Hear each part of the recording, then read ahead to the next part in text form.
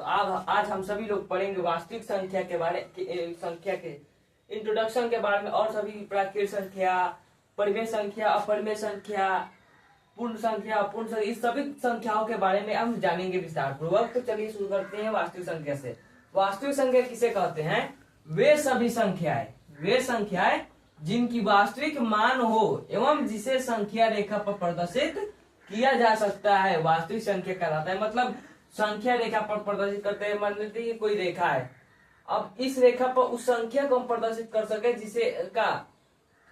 जिस संख्या को हम इस रेखा पर प्रदर्शित कर सकते हैं उसको वास्तविक संख्या कहते हैं। मतलब कि यहाँ पे ये मूल बिंदु हो गया 0 और 1 2 3, और इधर जाते हैं तो हम ऋणात्मक मान प्राप्त करते हैं, और इधर संख्या रेखा के इस साइड जाते हैं तो हम धनात्मक मान प्राप्त करते हैं। तो -1 हो जाएगा, -2 हो जाएगा, -3 हो जाएगा।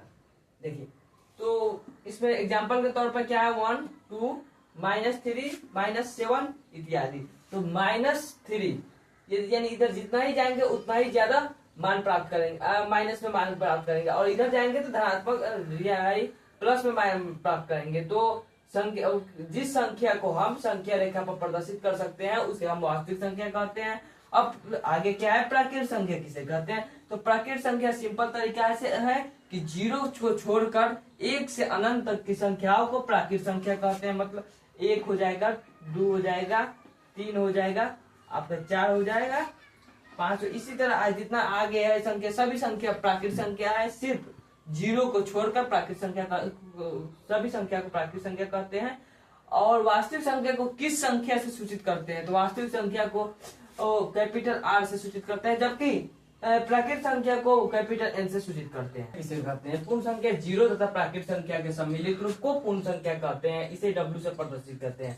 यानी जो पूर्ण संख्या क्या होता है कि 0 प्राकृत संख्या में 0 ऐड करने पर जो संख्या प्राप्त होता है उसे हम पूर्ण संख्या कहते हैं। जैसे 0 से लेकर अनंत तक की संख्या को पूर्ण संख्या कह सकते हैं। यानी सम संख्या किसे कहते हैं? अब पूर्ण संख्या किस चीज से सूचित करते हैं? तो पूर्ण संख्या को हमेशा याद रखिएगा, W से सूचित करते हैं। सम संख्या किसे कहते हैं? जिस संख्या में 2 से भाग देने पर पूर्ण रूप से वह कट जाए उसे हम क्या कहते हैं? सम संख्या कहते हैं। यानी 2 से विभाज्य प्राकृत संख्या को सम संख्या कहते हैं। इसे प्रदर्शित करते हैं। उदाहरण 2 4 से 6 8। यानी जिस संख्या में हम 2 से भाग देते हैं और वह पूर्ण रूप से कट जाता है उसे हम क्या कहते हैं? सम संख्या कहते हैं। विषम संख्या किसे कहते हैं? 2 से विभाज्य न होने वाली प्राकृत संख्या को विषम संख्या कहते हैं। यानी एग्जाम्पल तौर पर 1 3 5 7 9, यानी जिस संख्या में हम 2 से भाग देते हैं और वह पूर्ण रूप से नहीं कट पाता है उसे हम क्या कहते हैं? विषम संख्या कहते हैं। अगला प्रश्न है, अभाज्य या रूढ़ संख्या क्या है? तो अभाज्य या रूढ़ संख्या क्या है? यानी 1 से बड़ी प्राकृत संख्या जो 1 या अपने आप को छोड़कर किसी दूसरे संख्या से भाग ना लगे, विभाज्य ना हो, उसे हम क्या कहते हैं? अभाज्य या रूढ़ संख्या कहते हैं। यानी अभाज्य रूढ़ संख्या किसे कहते हैं? वैसी संख्याएं, वैसी प्राकृत संख्याएं जो 1 या अपने आप को छोड़कर किसी दूसरे संख्या से भाग ना लगे, विभाज्य ना हो, तो उसे हम क्या कहते हैं? अभाज्य या रूढ़ संख्या कहते हैं। अभाज्य एग्जाम्पल क्या हो जाएगा अभाज्य या रूढ़ संख्या का? 2 3 5 7 11 30। अब 2 में देखेंगे, ये खुद अपने आप से यानी 2 से भाग लग सकता है इसमें, और एक क्या चीज से भाग लग सकता है? 1 से भाग लगता है। उसी प्रकार 11 में देखेंगे तो सिर्फ 11 से भाग लग सकता है और 1 से भाग लग सकता है। अगला प्रश्न है, भाज्य या यौगिक संख्या क्या है? यानी भाज्य या यौगिक संख्या क्या है? या भी सिर्फ उसका उल्टा है। यह प्रश्न उसका उल्टा है। यानी वैसी संख्या है, प्राकृत संख्या है जो 1 या अपने आप को छोड़कर किसी दूसरे संख्या से भाग ला सके, उसे हम क्या कहते हैं? भाज्य या यौगिक संख्या कहते हैं। एग्जाम्पल क्या हो जाएगा? 4 6 8 9। इतना इसमें यह बात ध्यान रखने वाली है कि कभी भी दो क्या होता है? हमेशा अभाज्य या रूढ़ संख्या है। भाज्य संख्या 2 नहीं हो सकता है, क्योंकि 2 में वो खुद से भाग लग सकता है और अपने सिर्फ और 1 से लग सकता है, इसलिए वह सिर्फ अभाज्य संख्या कहलाएगी। तो अगला प्रश्न है, असहभाज्य संख्या किसे कहते हैं? तो असंख्य को प्राइम नंबर किसे कहते हैं? तो दो प्राकृत संख्याओं को असहभाज्य संख्या कहते हैं यदि उनका लसन 1 के बराबर हो तो उसे क्या कहते हैं? असहभाज्य संख्या कहते हैं। एग्जाम्पल के तौर पर 4 9, 4 9 का लसन निकाला जाएगा, कितना प्राप्त होगा?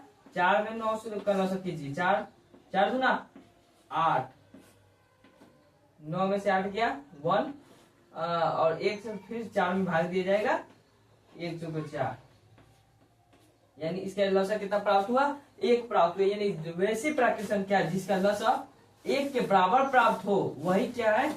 असहभाज्य संख्या होती है। अगला प्रश्न क्या है? पूर्णांक संख्या क्या है?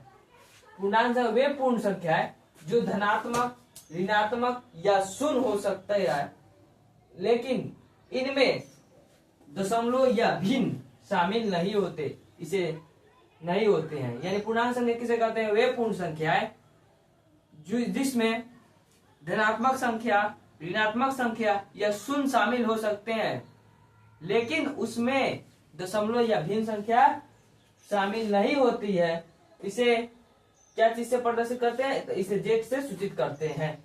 तो पूर्णांक संख्या कितने प्रकार का होता है? पूर्णांक संख्या 3 प्रकार के होते हैं, जिसे हम आगे पढ़ेंगे। चलो इंड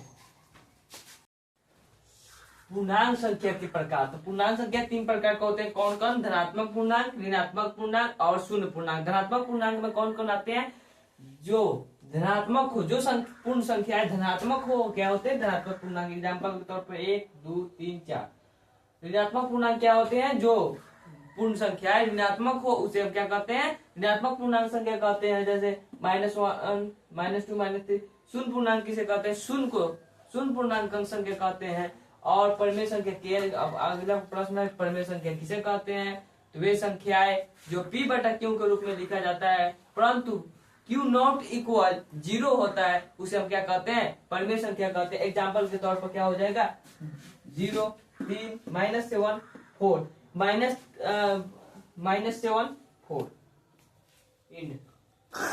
तो अगला प्रश्न है हम सभी का, अपरिमेय संख्या किसे कहते हैं? वे संख्या जो p बटा q के रूप में नहीं लिखा जा सकता है उसे क्या कहते हैं? अपरिमेय संख्या कहते हैं। उदाहरण के तौर पर √2 √3 √5 0.33, जिसकी यानी परिमेय संख्या का दशमलव प्रशांत अशांत अनविर्ती होती है। जिस संख्याओं का दशमलव प्रशांत अशांत या अनविर्ती हो उसे क्या कहते हैं? अपरिमेय संख्या कहते हैं। अशांत अनविर्ती का मतलब क्या होता है? यानी कितना ही भार विभाग देने पर पूर्ण रूप से वह संख्या नहीं कटता हो उसे क्या कहते हैं? दशमलव प्रशांत क्या बोलते हैं? अपरिमेय संख्या कहते हैं।